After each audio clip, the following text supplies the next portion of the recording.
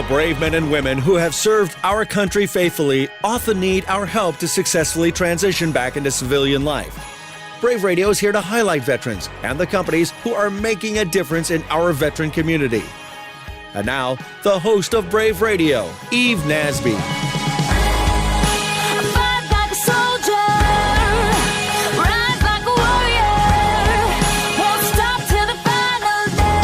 Welcome to Brave Radio, where we're focused on engaging our veterans and making a difference in our business community. I'm your host, Eve Nasby, here to highlight the best and brightest that San Diego and this nation have to offer. We have a great show planned today, so let's get started. I want to welcome all of our friends from the San Diego Enforcers football team. Woohoo! Welcome, you guys. Thank you. Okay, Randy, so this was all your fault. We're going to start with you. So give us an introduction. You were in the Navy, and talk about a little bit about your transition and now what you're doing with the Enforcers. All right. So my name's Randy McLean. I was in the U.S. Navy for almost 9 years. I was a gunner's mate and then in an MA as well. And then I transitioned, had a rough transition, and decided to make that my career. And so now I work for Courage to Call through Mental Health Systems. And I'm the Director of Community Outreach for the San Diego Enforcers. So for our listeners, talk about, just briefly, Courage to Call. What does that do for our military folks? So Courage to Call is a county-funded program here in San Diego that reaches out to all veterans, active duty, Guard, reservists, and their families. We do everything from helping them get housed to processing their GI Bill to mental health and everything in between. And of course, it's free and confidential. Well, you know what I love about it is we happen to be privileged to be one of those folks on the other end of the phone where you're referring people to us. And we had a great story with Karen Sendra from the Easter Seals program too, where I got a phone call from 211. I put her in contact with the Easter Seals of Southern California. She gets on KSON. She gets a job. Like, everybody in San Diego and the community works together to help our veterans. And you guys are the starting point. Well, thank you very much. It's definitely a collaborative spirit that we have here in San Diego, and it takes a lot of community partners to make that happen. Well, thank you for your service, and thank you for bringing a room full of football players. Right. I had to suck it in to get into this room today because these guys are amazing. So would you please make the introduction to your team? I will. So we have Mike Chin, who's with the San Diego Police Department. We have Kurt Nagel, who is with Customs and Border Protection, Air and Marine Operations. He chases bad guys up and down the water. I totally knew that. And then Nobody knows that. we have the petty officer that's with us from the U.S. Navy, and he is a damage control man with the U.S. Navy, and this is his rookie year, so give him a hard time. Oh my gosh, I will. But he's all that in a bag of chips. We've already established that. So Petty Officer Duplessis? Yes. Did I get that right? Yes. Let's start with you. You're currently in the Marines right now, and now you're a part of this amazing football team. So tell us about that. I am actually currently in the Navy. In the Navy. Remember, the Marines are a part of a department of the Navy. We're going to be beating the Marines right now. So, no, I am fire controlman for the United States Navy. We have been in for about 7 years. It's been just an honor to be invited to come play for the Enforcers, just to be able to also contribute to charity as well. So it's been a really good experience. And what position are you playing? I'm playing running back. Running back. Yes. So we give you the ball and you run as fast as you can. That's usually the plan. All right. Kurt, the guy that chases bad guys in the middle of the night in the middle of the ocean. Thank you for being here. Thank you. And you're playing safety? I do. I play safety. So how did you get involved with this football team? Well, I was coaching Pop Warner on my son's team, and one of the other coaches was a former enforcer, and he turned me on to it. So have you played before? This is actually my second year playing for the Enforcers, but I didn't play a lot of football before that. No? Okay, so who won last year? Who won? The football game. The Marine Corps game? Mm-hmm. We did. And I believe the last 6 years. Oh, this is like the Army-Navy kind of clash of the Titans. Okay. All right, Mike, the man who does not give out get-out-of-jail-free tickets, but you I can't do that. I'm sorry. No. It's okay. So tell us about your military experience and now what you're doing with the football team. Sure. I spent 6.5 years in the United States Army, 4 of which was spent in the infantry, and the last 2.5 were spent in reconnaissance. After I got out, I was getting ready to finish school, and I applied. I was living in Indiana, and I decided where would be a really nice place to live. And I chose San Diego. So I flew out here, applied, got a job out here pretty quickly with the San Diego Police Department. And that was six years ago. So I've been out here ever since. That's great. Now, I'm from Indiana, too, and it's a great place to be from. So that's what I tell people. Indiana's a great place to be from. It makes you appreciate a lot of other things like living in San Diego. It does. You know, oftentimes the listeners that we have know somebody who's in transition or are in transition themselves. Can you just talk about what you went through, Mike, as you exited the military, the thoughts that were going through your mind? Was it an easy transition? Was it a frightening experience? Talk about that.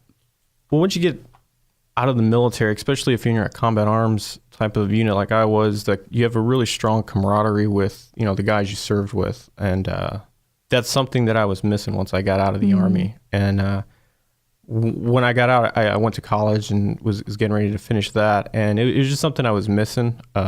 Luckily, shortly after college, I became a police officer, and that camaraderie is there being a police officer. So it was a fairly, I wouldn't say easy, but it was a good transition from the short time I was out of the military till I became a police officer. It was great to have that camaraderie again once becoming a police officer like I had when I was in the military.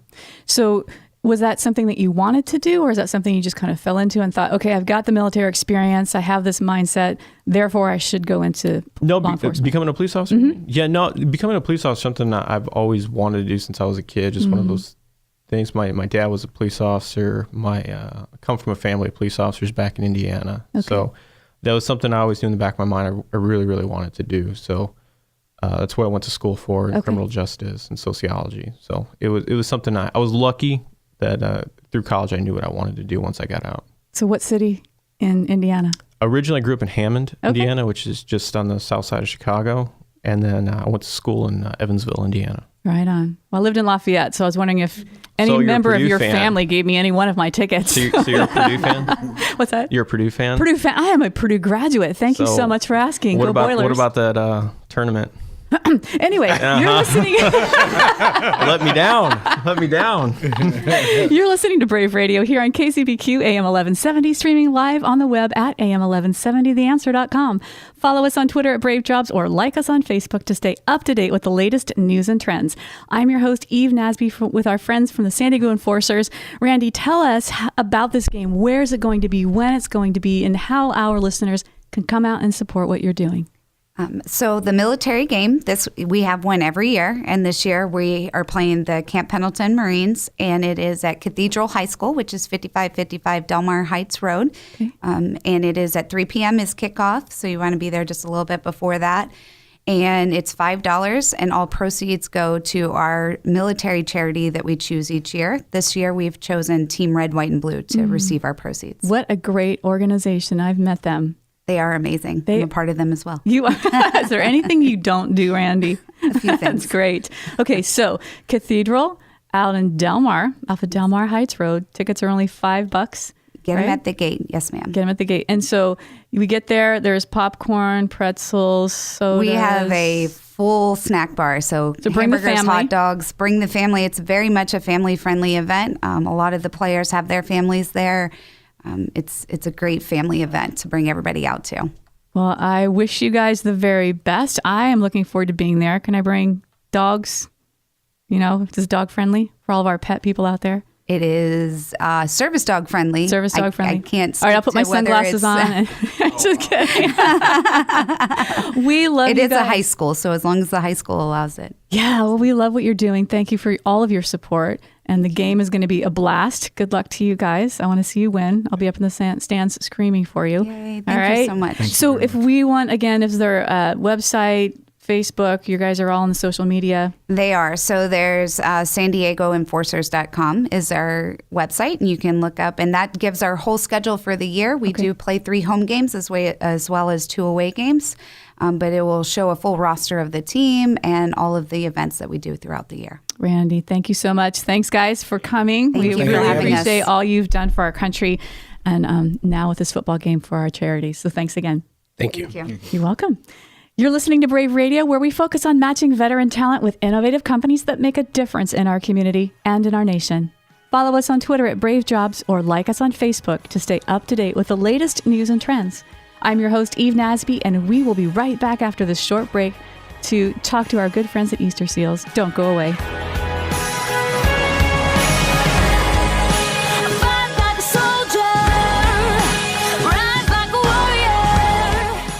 Easter Seals Work First Military and Veteran Services provides free one-on-one personalized employment assistance for local veterans through their Bob Hope Veteran Support Program. Easter Seals' team of employment specialists is dedicated to achieving successful, long-term job placements that benefit both the veteran and the employer. Learn more about how you can receive services, connect with a future employee, or make a donation by visiting easterseals.com/SouthernCal. That's easterseals.com/SouthernCal. Hey, boss. Yeah. I need to hire someone. Our workload's increased and man, I could use some help. What are you looking for? I need someone unlike Ben, who doesn't freak out, when the copier breaks and the phones are down and the receptionist calls in sick. What do you need? Leadership. I need a leader who can just get it done with little direction and ahead of time would be great. With the prima donnas floating around our department like Sally and Jason, it's a challenge, man, to get things done. I need a team player, trained in leadership, confident in their abilities, and adaptable to change. There's only one place you're going to find talent like that. Show me where. Our United States veterans. Call Eve right now at 619-244-3000 or log on to thebrave.us and let's hire a veteran. It's good for business. It's good for America. Brave is a part of America's largest service-disabled veteran-owned business, Amerit Consulting. We are dedicated to placing great companies with great veterans. Call today.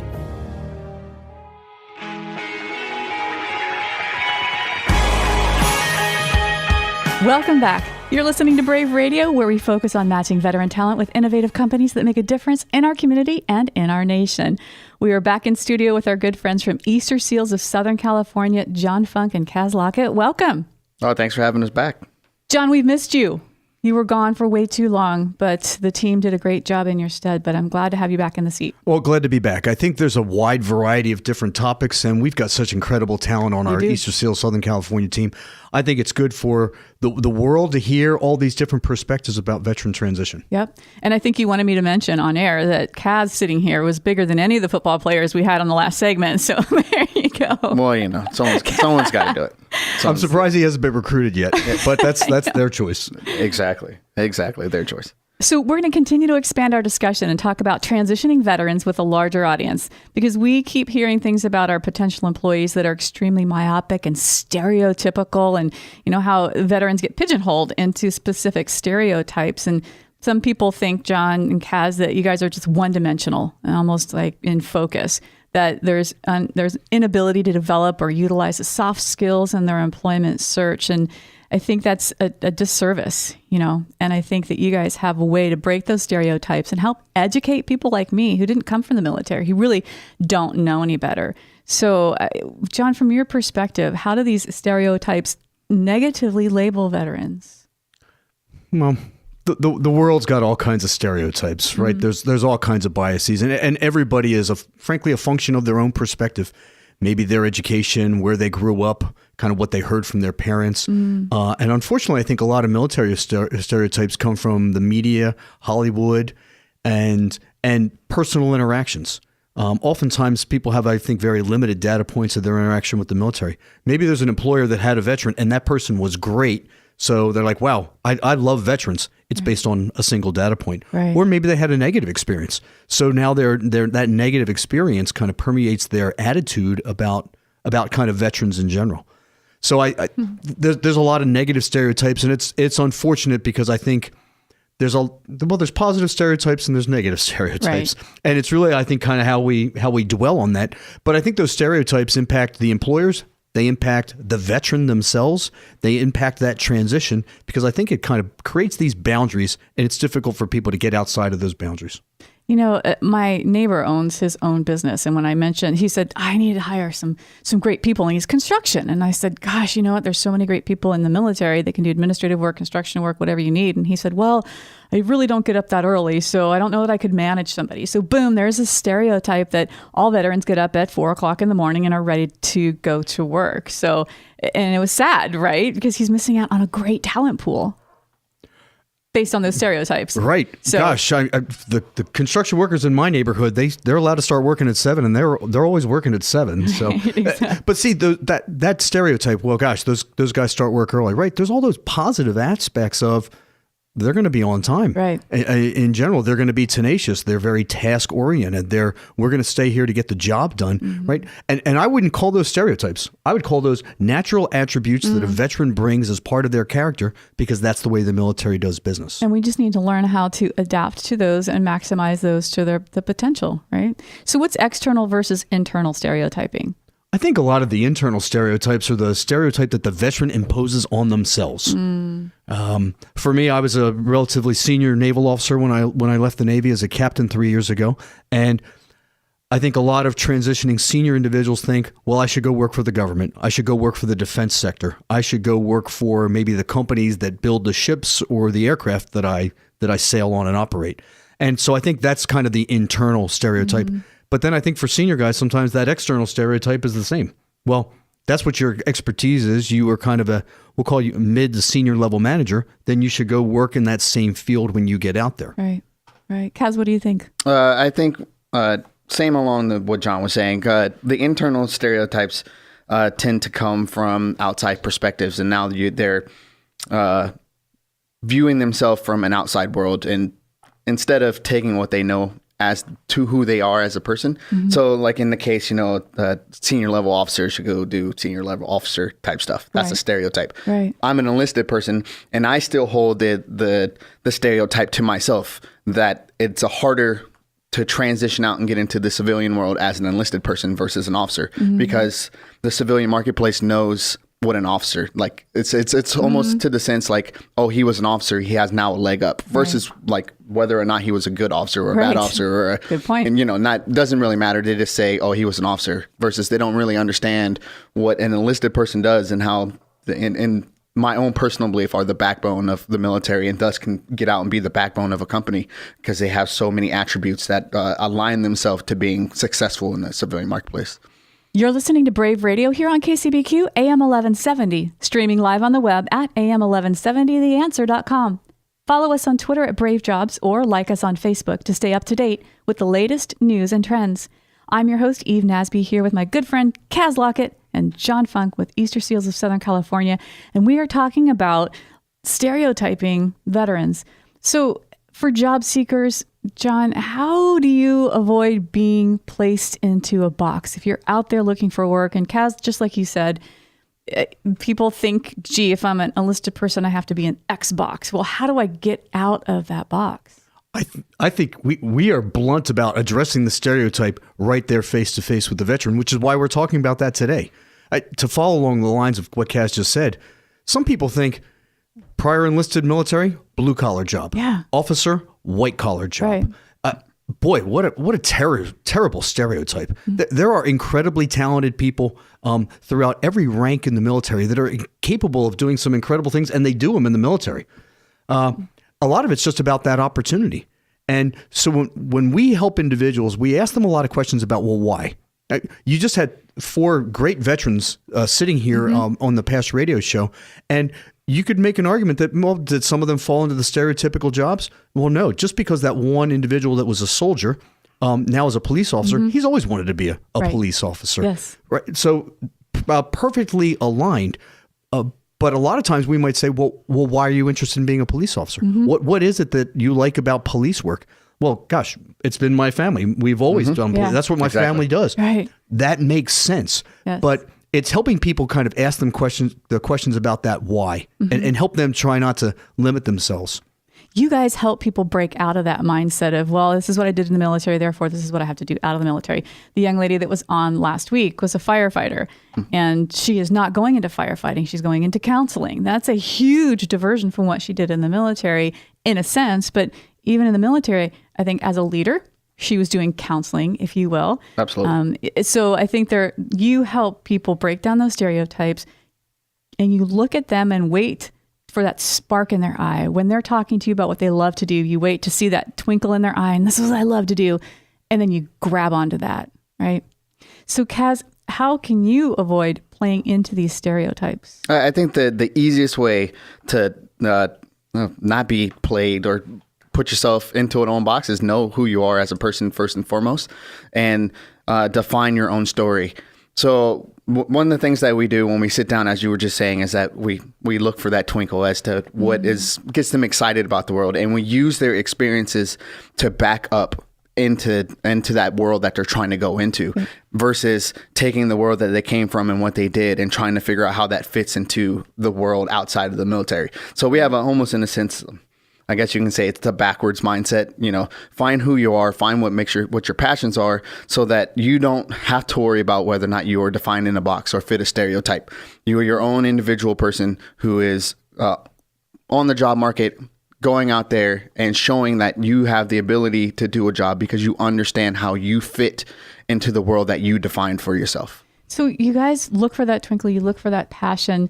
Do you also give like personality tests? What color is your parachute? Are there other types of those things that you use? Like some people do, but do you guys do that? You're smiling. We're smiling. We have big grins on our face. It's a good thing it's radio and not television. Yeah, exactly. Kaz and I don't have poker faces for this one. We're not really way into those assessments. I think the assessments are good for what they're designed to do. But if you remember the movie Big, right? Tom Hanks' character, right? I want to be big. And I think a lot of people think those assessments are a lot like Zoltar. It's going to spit out a piece of paper that says, you're going to be big. Right. You're going to be a landscape artist, whatever it might be. And I think sometimes people view the assessments as a holy grail of this is now what I'm supposed to be, instead of perceiving them as, well, this is an interesting data point that based on the algorithm and my input, this is what it says that I might be aligned with. So I think there's value to that. But our service is different in that we want to get people away from that interaction with a computer and make it an interaction with a person. So when we're sitting at a coffee shop and we're having a conversation, I'm getting to kind of see what your character is. Right. We're getting to see what kind of makes you tick. We go back to the gentleman, the construction guy. Now, I might say, well, what's one of the things that you enjoyed about the military, or one of the things you didn't enjoy? If the guy says, well, I really hate getting up early all the time. Well, perfect. That contradicts kind of what the construction employer is possibly thinking. One of our colleagues on our team, he's up and about, and at 5:30 every morning, he's already hitting send. Our inboxes are full, but that's kind of his approach. He likes that. Others, people like working late. So it's trying to find that individual. What's their definition of meaningful to them? What's the definition of where I'm at my best? And by having the one-on-one conversation is where you really have the opportunity to kind of make that assessment. Well, I think that the answer and the solution is all about education. You're helping the individual get educated about really what it is that they want to do next. And you're also helping to educate the clients and the employers to say, okay, the stereotype is not fair. It's an unfair assessment of who these veterans are. So how can you help the employers overcome that thinking that veterans just blindly follow orders, they're not an independent thinker, and all those other stereotypes they fall into? Well, that's in a sense very difficult as to how that question was phrased, because in a sense, it's always we work one-on-one, and it's a one-on-one thing. Like, we can't blanket statement and say, don't follow stereotypes, because people are going to do what people are going to do. However, we can assist the veterans to, help the stereotype in their own way, to switch it from, a landscape of being negative to a landscape of being positive by them going into the industry and doing well. We can also we can show by example in a sense, like, for instance, maybe the civilian marketplace doesn't understand exactly what the military does outside of Hollywood films or the one or two data points, as John was saying earlier. Right. So we can go, well, do you understand that at a very young age, like the United States, the government in which you're supposed to entrust these young people to basically defend it. Right. Like, do you understand the responsibilities that come with that? And then, at a very short period of time, they're thrust into a world in which they weren't designed particularly to do and become successful. Henceforth, why we have one of the most successful militaries on this planet. So it's almost like showing them a perspective through conversations. One thing, as John was saying, what a computer can't do, or one thing that can't be done without being face-to-face, is ask two questions: why and why not? When we're speaking with veterans and they're talking, and you go, well, why do you want to do that? it gets to a bigger point. Now it allows them to remove themselves from a stereotype because they understand it. When we're speaking to employers and then going, I don't want to do it because they get up early. Well, why is that important that you don't want to get up early? Or why not is not a good thing? I know that's a double negative, but you know what I'm trying to say. Right. That's good. John, anything to add to that? How can we help employers get over these stereotypes? I would challenge the employers to be open to the talent that's in front of them and really being able to assess it and see how they fit, that individual fits into their organization. But I'm going to turn it around and say it falls on the shoulders of the veteran to make sure that they present themselves in a way that the employer gets them and that they see how they can kind of contribute to their organization and the value that they're going to have. So the veteran has a responsibility in this all the time, because when we work with the veteran, it's all about them. But when it's time for them to go submit that resume, apply online, go to the interview, it's all about the employer. It's all about demonstrating to the employer how I'm going to enhance your organization. I'm going to help you make money. I'm going to help you save money. I'm going to increase your bottom line. I'm going to provide quality customer service. I'm going to determine efficiencies. That falls on the shoulders of the veteran. But the employer needs to make sure that they are looking at every candidate as a viable candidate that's going to be able to provide them the opportunity and find that morsel of what it is that they're looking for. And I would challenge the employer, don't treat the veteran like they're a piece of porcelain or with some kind of kid gloves. Veterans want to have direct feedback. They want, if they're not the right candidate, they really want to know why. In many ways, we talk in the military all the time about maybe we perform a job, a mission, and we'll debrief how that went. And we might spend the 100% of the time talking about the 2% of the things that didn't go well and could be done better next time. So we'll be like, okay, fellas, wow, great job today. However, next time, let's focus on this. We need to enhance our training here so we can improve this one small section. Hey, I think maybe our communication was just a little off here. Or you said this when, are we following standardized terminology? We will debrief things in the military at a very detailed level to try to do it better next time. Right. When employers don't provide that feedback, the veteran feels like, well, why didn't I get the job? I kind of looked like I was right. I got a good vibe. I felt like we had good chemistry. Right. But I don't know why I'm not doing well. I would ask that the employers give that direct feedback because, and frankly, they should do that to all employees. Whether it's, I've got some young adult children that are out there kind of in the job place. They want that same direct feedback too, instead of playing that guessing game as to, well, why didn't I not get the opportunity? Oh, it's excellent feedback. Anything else you guys want to add about stereotyping? I think the conversation is outstanding because I think this happens every day. And the employers are, just like me, ignorant. We don't know what we don't know. And so I think there's great opportunity for you guys, Easter Seals of Southern California, not only to help the veterans, but to help us understand. And that's why I'm glad you guys are doing the radio show, because I think it's educating the masses on how we can be better in America at attracting and hiring and retaining veterans.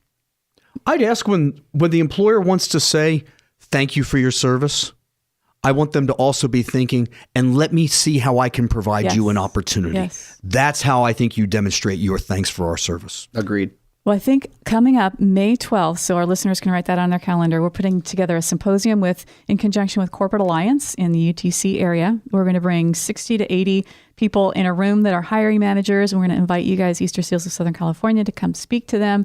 We've got other people coming in, Reboot, et cetera, to put together this program where we can actually teach the hiring managers in San Diego to do exactly what you guys just talked about and to blow up those stereotypes and really help us understand who and what veterans bring to the table. So again, thank you for being a part of our show today. Thank you. Thanks, Eve. Always a pleasure. See you next time. You're listening to Brave Radio, where we focus on matching veteran talent with innovative companies that make a difference in our community and in our nation. Follow us on Twitter at Brave Jobs or like us on Facebook to stay up to date with the latest news and trends. I'm your host, Eve Nasby, and we will be right back after this short break to talk to our friends from Miramar Federal Credit Union. Don't go away.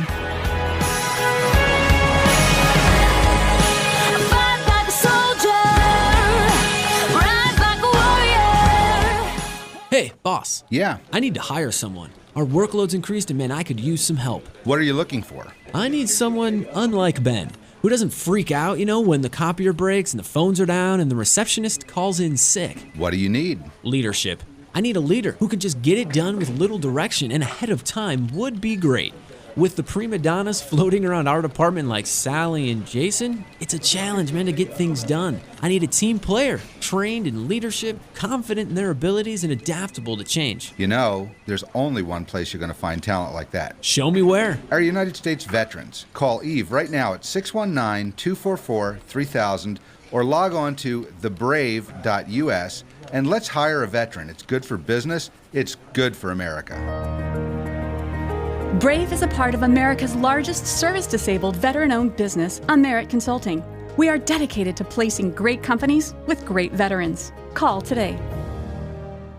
Tired of your employees being late? There was so much traffic. Tired of poor excuses and poor presentations? My kid ate my homework. Tired of employees just not being able to handle the pressure? You mean I gotta work a full 8 hours today? Skip the hassles and excuses and hire individuals that are trained in leadership, confident in their abilities, adaptable to change, and focused on teamwork. Hire a veteran. More than just a patriotic gesture, hiring a veteran of the United States military comes with a host of benefits and tax credits and can provide your company with valuable leadership, organization, and accountability. Allow the Brave to help your progressive business connect with qualified veteran candidates today and find out more by visiting thebrave.us. That's THEBRAVE.US.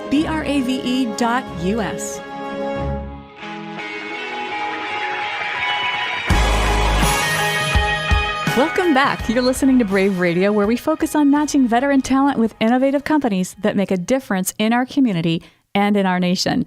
One of those companies here in our community that is making a difference is Miramar Federal Credit Union. And I've got Kevin Cortes here with that organization. Welcome, Kevin.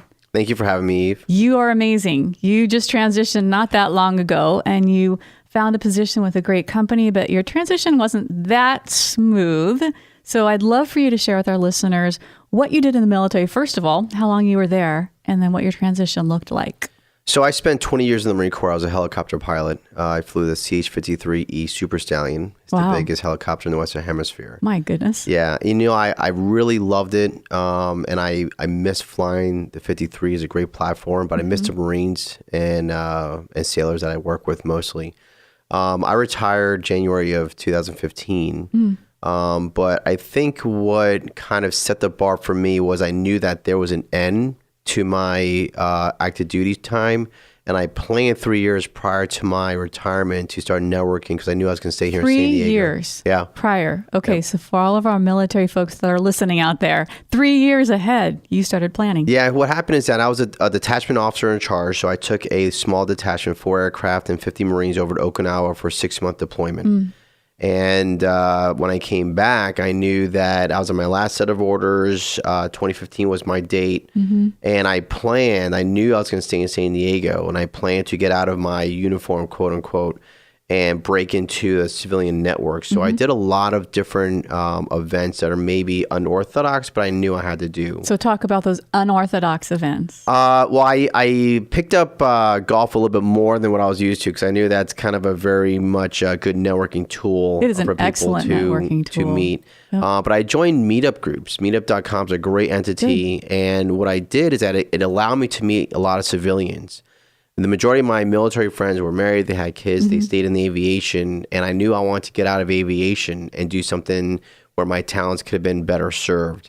So joining meetup groups and me being in New York, there was an East Coast meetup group, there's a New York Giants meetup group, there was a golf meetup group, there was a cycling meetup group. So anything that was different that kind of got whatever hobbies I enjoyed to meet people. And along the way, I met executives from Qualcomm, people from Sony, and people that worked independently, and they would help me network as well. And that's where I kind of got big on LinkedIn. So it was an interesting transition.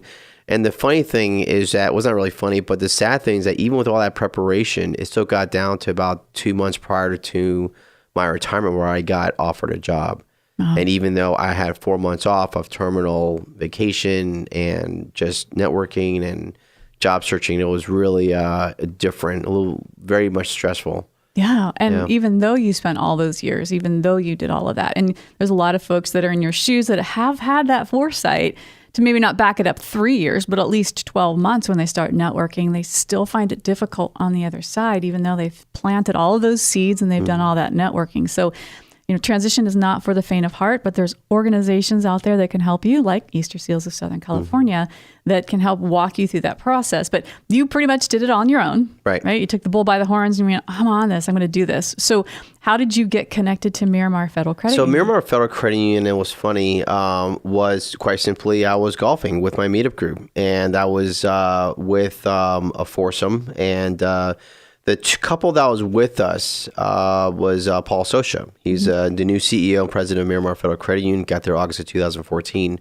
And we just got paired up from my meetup group. It was a short little, the Point Loma Club, part 3. It was a fun day. And as we're talking, he tells me, he's like, hey, have you heard of Miramar Federal Credit Union? I'm like, nope. And I've been stationed at Miramar for 8 of the last 10 years. Wow. And he had no clue I was in the Marine Corps, just because I don't have the shaved haircut. And aviation is a little bit different type of military than the infantry. So we have a different job to do. So when we networked and talked, it was funny how we both didn't know what each other did, even though we literally were across the street. So fast forward to several months later, while I was networking, I literally got his card out along with everyone else in my Rolodex, and then reached out to him and I said, hey, Paul, I'm transitioning, looking for a job. And at that time, I had no clue I even wanted anything in finance or banking or credit union. I didn't even know what a credit union really did. And what happened, he goes, Kevin, I've been thinking about you because you're the only Marine I know that speaks the language. So he wanted to build a bridge with Miramar Federal being a military credit union in San Diego of the military community in the county and the credit union to kind of break out of our shell that we've been in for several years, just being a credit union that has just been stagnant for a while, not much growth, which is why the leadership changed, so we can break out and engage in our community. So what I'd like for our listeners to note is that you, like me, like everybody that I've ever known, got your job not through filling out an application online and sitting around and waiting for somebody to get back to you. But you got it through networking. It was you knew somebody, and it was I who knew somebody that got me the job I'm in today. And I tell you, if I'm in a room of 50 people and I ask people to raise their hands if they got their job through networking or somebody that they knew, most of those people will raise their hand. Hardly anybody gets the position by filling out that application. So a word to the wise, do what you did. Get out there like Kevin did. Join the meetup groups. Join our organization, church groups, whatever, to get out and start networking and tell people who you are, what it is that you're looking for, so that they can help. Because if they don't have a job like Paul did, they might know somebody who knows somebody who you'd be perfect for, right? That's exactly how I got started, where I start to understand and learn what networking really meant. I did take several transition courses. I took was called the Marine Corps Transition Readiness Seminar, which is a pilot program here at Miramar Air Station for the Marine Corps. And I took that twice. There was a retirement version. There was a regular version. I took another course called Business 101, which is where I met John Engstrom. That's right. Networked out with him. And that was a great course. I learned a lot, opened up my eyes. But really what mattered was figuring out what talents do I have? Because I don't speak finance. I'm not a financial person, but I speak military. And there's a purpose that we have. And just a caveat with what you were saying, where all the networks there are, like right now, what I do almost a year late or a year after where I'm at, I give back to our veteran community. I'm a mentor at the Operation Connect program for the North San Diego Business Chamber. And they literally will take transitioning veterans, whether they're active or been out for a while, and I will bring them into my network, my monthly mixers, and just introduce them to people of industry so that they can say, hey, I've met a veteran. And if they don't have a job for them, then just like you said, then they might know someone who knows someone. And that's how the ball gets rolling. You're listening to Brave Radio here on KCBQ AM 1170, streaming live on the web at am1170theanswer.com. Follow us on Twitter at Brave Jobs or like us on Facebook to stay up to date with the latest news and trends.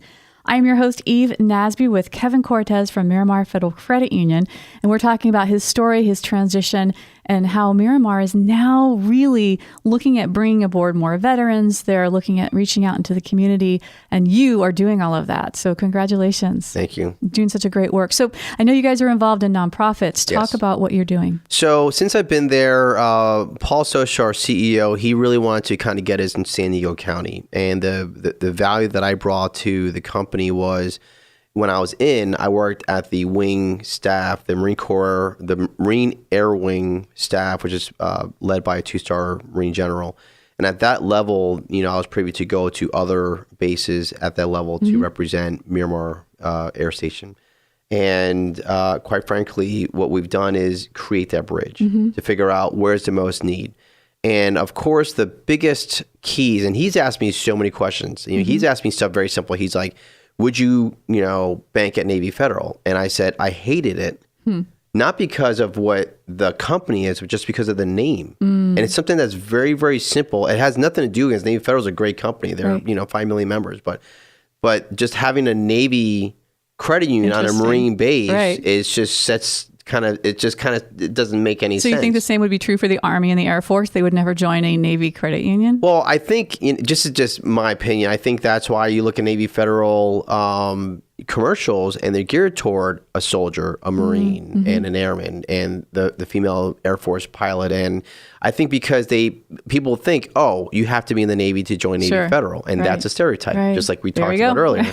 And so I think a lot of the issues is getting stereotypes of people to understand what finances is. And further going down the rabbit hole is financial literacy. And I kind of don't like that term. I like to think of it as financial wellness. Because if someone says Eve Nasby is not financially literate, that means you're illiterate. That has nothing it just doesn't sound right. It doesn't sound good. So being financially well or stable is a more positive outtake to where we can help you achieve your financial goals. So the San Diego Financial Literacy Center is one of our partners, and they've been great for us. So they've helped us, referred us to their service members that will call them, active or not, with financial issues. And we will take a look at their case-by-case basis on their loans and their budget and their credit and what they can do in their card portfolio. And it's an eye opener for me knowing that a nonprofit exists such as them. And that's just one example where they really go out and do the legwork to help the community. And that's one thing that I told the boss. I was like, if we concentrate on San Diego County, this is a great market. There's 750,000 plus service members in the county. That's about 33%.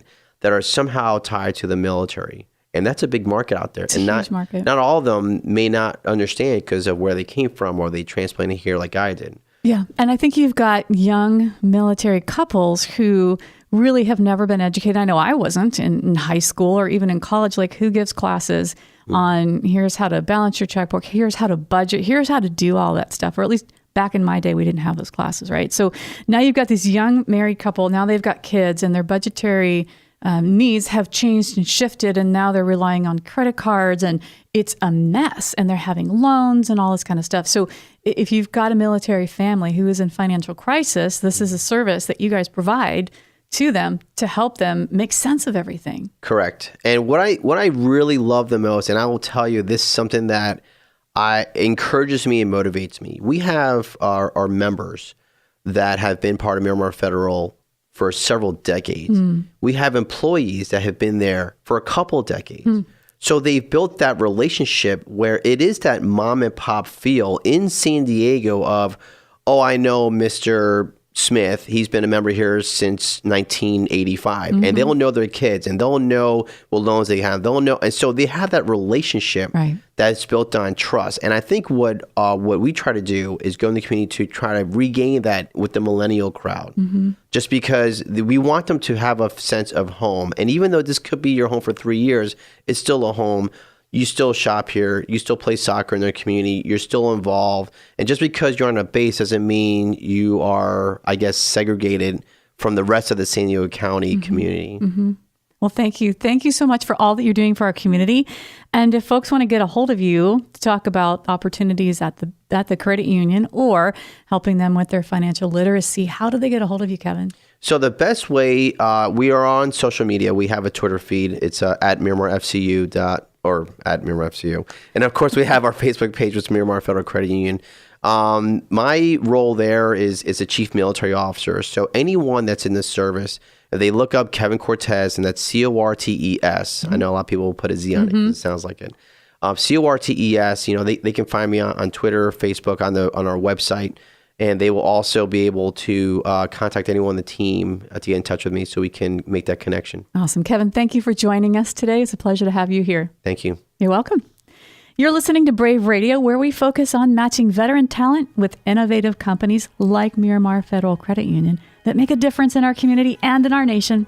Follow us on Twitter at Brave Jobs or like us on Facebook to stay up to date with the latest news and trends. I'm your host, Eve Nasby, and we will be right back after this short break. Don't go away.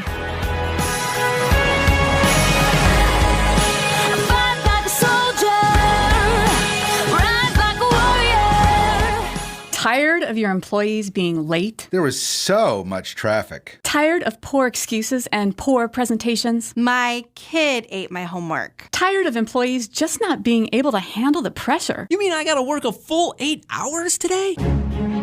Skip the hassles and excuses and hire individuals that are trained in leadership, confident in their abilities, adaptable to change, and focused on teamwork. Hire a veteran. More than just a patriotic gesture, hiring a veteran of the United States military comes with a host of benefits and tax credits and can provide your company with valuable leadership, organization, and accountability. Allow the Brave to help your progressive business connect with qualified veteran candidates today and find out more by visiting thebrave.us. That's THEBRAVE.us.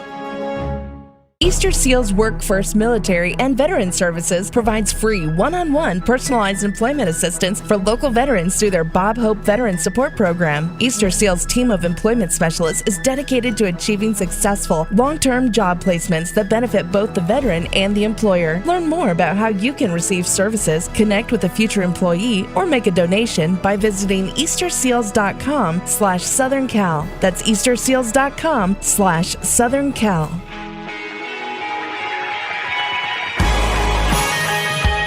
Welcome back. You're listening to Brave Radio, where we focus on matching veteran talent with innovative companies that make a difference in our community and in our nation.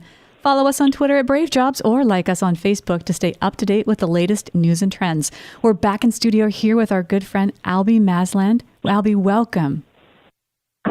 Thank you. Thank you for having me. You're welcome, and you're with Travis Manion Foundation. So, Albie, give our listeners a little high-level overview of what the Travis Manion Foundation is all about.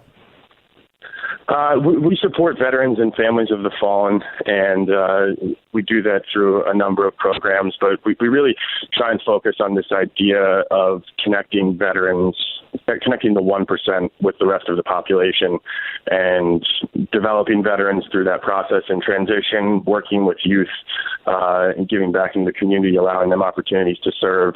And we also do a lot of really wonderful expeditions with both veterans and families of the fallen, both nationally and internationally. You do an amazing job. And I think one of your taglines, if you will, is "If not me, then who?"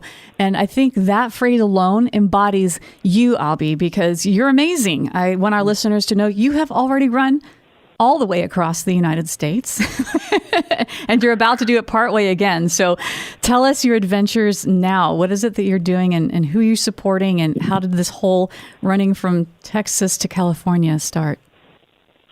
Sure. Well, I think you really sort of nailed it right off the bat. We're all about this idea of if not me, then who? You know, if not now, then when? If not us, you know, we need to sort of push that as a movement, and that's something we're focused on doing as a foundation. And through that mantra, we came into contact with the family of a man who had tried to walk from Houston to California, Tampa to California. Florida to California, right? And he had been battling cancer over the last 10 years. He was 73 years old.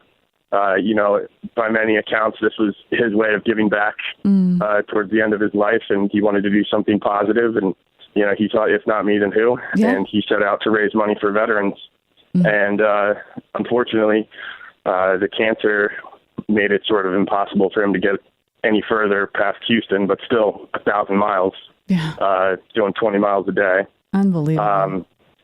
So his family contacted the foundation, and that's the kind of story that we're looking for. And I was fortunate enough to, have a job where I can say, hey, I think me and some veterans should go finish this for a guy that we've never met. And in the process of this run, we really want to challenge people to find, if not me, then who moments. Nick, Biazzi, Matt Peace, and myself are going to be covering 1,500 miles. We're trying to get everybody to challenge themselves to find 15, if not me, then who moments over the course of the month of April while we're running. Wow. So let me back up, and I want to finish the story of this man in his 70s who walked from Tampa all the way to Houston and then had to go back, and he passed away. But keep me honest here, a few days before he did, you agreed to do this run, and so he passed away knowing that this was going to be finished. Yeah. Exactly, and that I mean, honestly, I that is special in itself. Certainly, selfishly, I wish I would have had the opportunity to talk to Sam Leonard and sort of share stories about his experience and my experience. But that's what we have the opportunity to do now. We have the opportunity to finish an effort for a stranger and tell his story in the process. And we call the run Operation Sam-a-Lama because that was Sam's nickname. And, I think it sort of describes him as a person. He was a big personality and an adventurous soul. And I think, from what I understand, he was a person who, knew how to live a life of purpose. And I think that's an important thing. And, for those listeners out there who are wondering, man, do I have a purpose? You do. One person can make a difference. Just do something. And it doesn't have to be walking or running or biking across the United States. It can be a little thing can make a big difference in the life of a person. So, Albie, tell us, how can we support you? How can we follow you across the United States? What's that look like? Yes. So we're on Facebook as Operation Sam-a-Lama. Okay. We are on Twitter as OP_Sam-a-Lama. Okay. And I think for the most part, we'll be putting a lot of our content, and people who want to follow should just follow us on Instagram at Operation_Sam-a-Lama. But you can also go to the TravisManion.org website, and there's a section for Operation Sam-a-Lama on there. That's a good place to go if you want to donate. All the money raised for this effort will go back into programs that benefit veterans and families of the fallen. And, working with them firsthand, I can assure anyone donating that their dollars do have a great deal of impact. Well, we love you. We love what you do. We love the Travis Manion Foundation, and anything else we can do to support you, we want to do it. Where are you landing when you get to California? What's the end destination? We've got a heck of a finish line. It is the finish line is the USS Midway. Okay. So a pretty epic spot. We're starting March 31st in Houston, and we will be running from Houston to Austin through all of Texas to El Paso, then Tucson, Yuma, Arizona, San Diego, finishing on April 29th, which is the anniversary of when Travis Manion made the ultimate sacrifice for our country. So it's an important date for the foundation. It's a wonderful experience to have a job where you can justify doing something you're passionate about and you enjoy, like running with your friends, and do it in a positive way is a real blessing. I'm a lucky guy. You are a lucky guy, and we're lucky to be here to support you and come out on April 29th to cheer you across the finish line. I can't wait, and I'm bringing my tissues. I might need one. You never know. If I were you, I'd need a wheelchair, but I'm not you. That's why you're doing this. So that's awesome. Well, Albie, thank you so much. Travis Manion Foundation, thanks for being a part of our show. Thanks for all you're doing. Absolutely. You take care. I will. You too. Thanks. Bye-bye. I'm Eve Nasby, and you've been listening to Brave Radio here on KCBQ, AM 1170, The Answer. If you want to find out more about how you can hire top veteran talent, or if you're interested in being a guest on our show, visit our webpage at www.thebrave.us. That's www.thebrave.us. Send us a tweet at Brave Jobs or like our Facebook page. From all our guests and me, thanks for joining us. And until next Monday, may God bless our veterans and God bless America. Thanks for listening to Brave Radio. If you know a veteran looking for work, or if your company is hiring, call Eve at Brave at 619-244-3000. Give her a tweet at Brave Jobs and connect with them on Facebook. To be a guest on the show, visit thebrave.us.